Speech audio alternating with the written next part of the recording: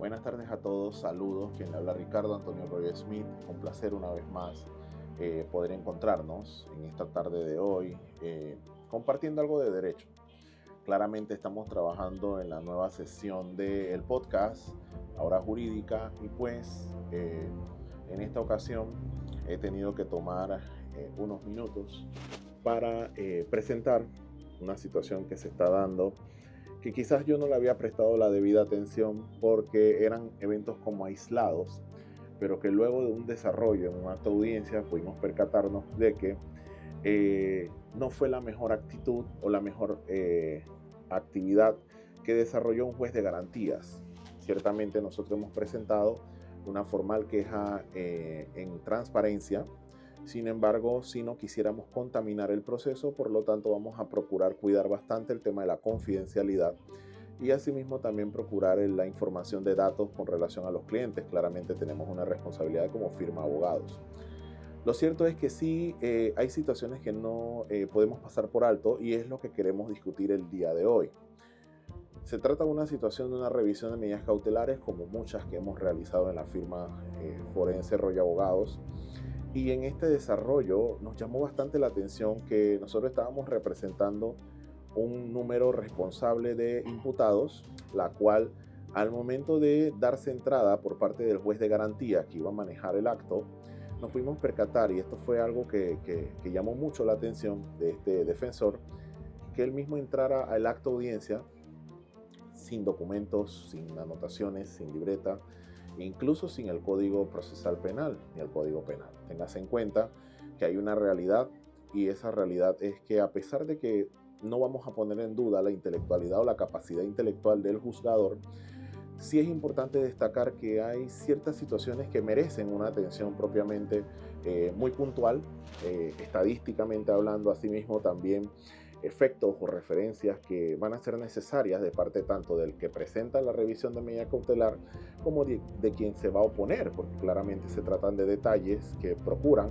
que el modo, tiempo y lugar o haya modificado en alguna situación o que haya variado la circunstancia particular de este modo, tiempo y lugar con relación al momento donde se da la imputación. Colegas, amigos y estudiantes, tengan en cuenta que cuando se desarrolla la imputación o la formulación de imputación en este caso,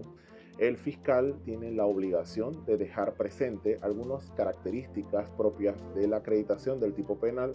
y asimismo cómo permite que esa vinculación se haya dado en ese efecto. Lo cierto es que cuando tú presentas una revisión en base al 240, una de las situaciones que nosotros percibimos como necesarias o obligadas para poder que el juzgador pueda visualizar es el hecho de que hayan variado las circunstancias por las cuales se dispuso una medida cautelar sobre los elementos de convicción que fueron valorados en su momento. Ahora bien, claramente hay tipos de procesos, como en este caso en particular, crimen organizado, que obligan pues a que el fiscal traiga elementos que ya hayan tenido un sinnúmero de meses de investigación previa y que al momento de presentarla pues se tenga ya una connotada información o un sinnúmero de elementos probatorios.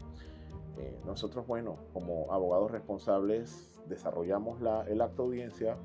y le tocó a la fiscalía sustentar su criterio, labor que realizó excepcional porque claramente me ha tocado entrar con fiscales que quizás se valen un tanto de las trampas y cosas como estas, ¿no? Sin embargo, este funcionario de manera muy responsable desarrolló su rol.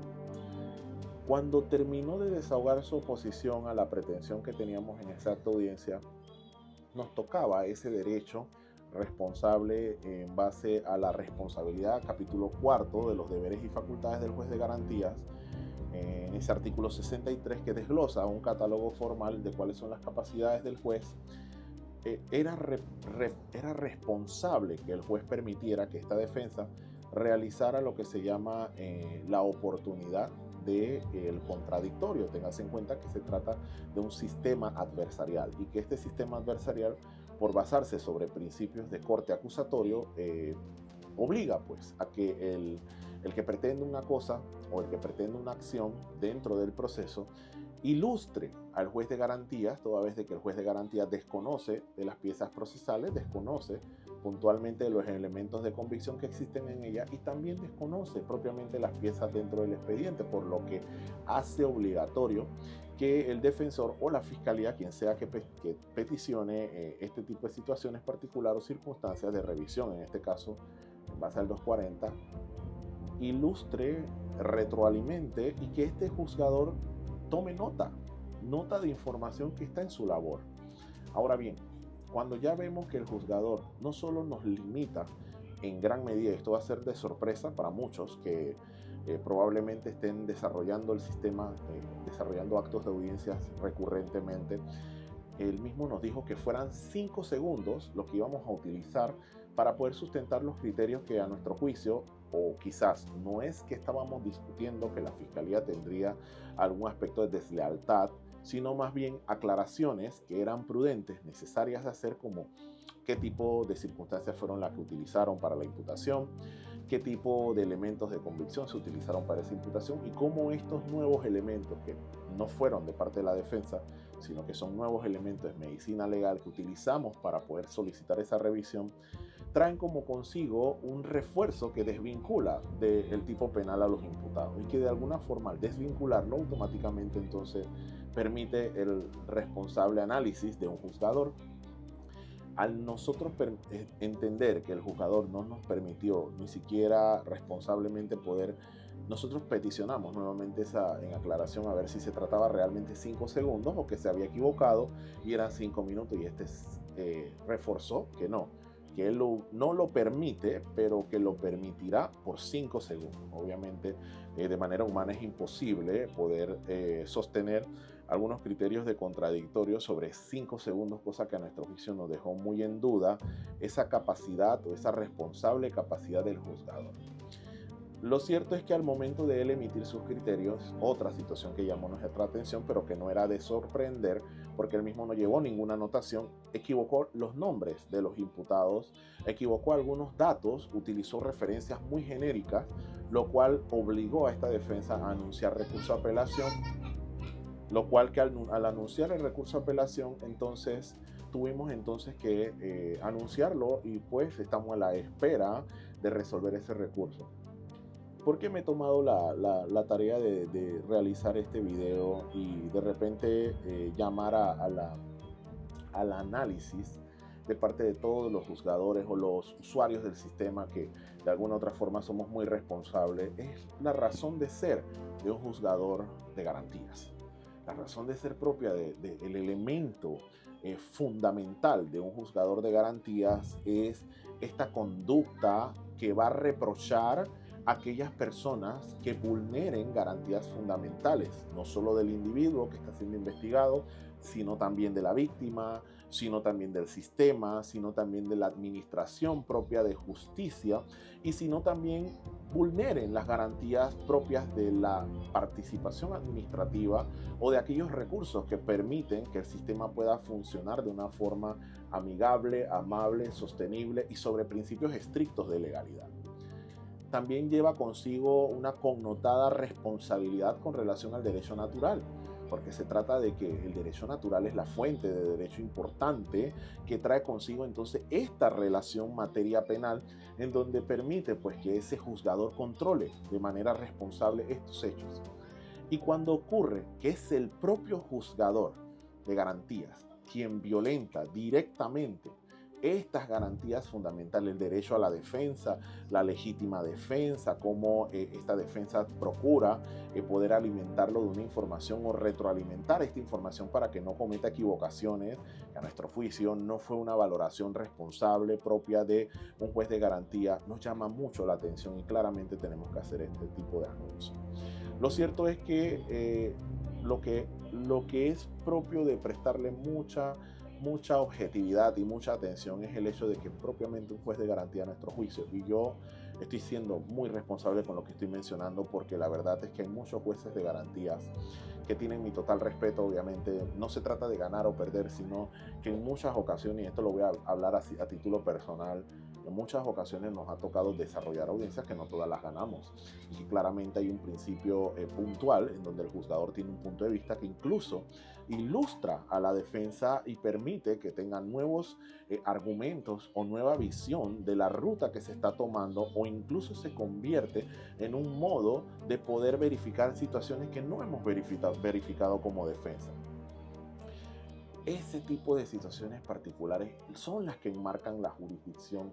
que maneja el juez de garantía, esta jurisdicción que debe tener no solo temple, sino también una responsabilidad sobre el manejo responsable de la medida cautelar y de la propia investigación.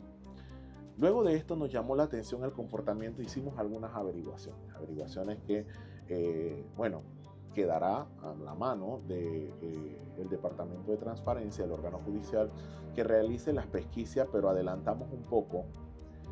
averiguamos directamente con personas que manejan o han manejado audiencias con este mismo juez, y hasta la fecha no hemos encontrado, y hemos entrevistado casi 15 personas diferentes, 15 abogados diferentes, entre defensa pública y privada, y ninguno ha sido compatible de mencionar que este juzgador haya concedido una medida cautelar distinta a la detención preventiva, cosa que también llama la atención. Porque si bien es cierto ahora lo que pensábamos que podría ser un comportamiento aislado o que podría tener un patrón solo exclusivamente con esta segunda ocasión, porque fue una segunda ocasión donde él mismo nos niega el derecho de la capacidad de poder tener esa réplica o esa oportunidad del contradictorio, pero al entrevistarnos con estos colegas del ejercicio en Colón, nos damos cuenta que ya hay un comportamiento que no solo es un patrón aislado, sino es que es un comportamiento recurrente y que merece una investigación.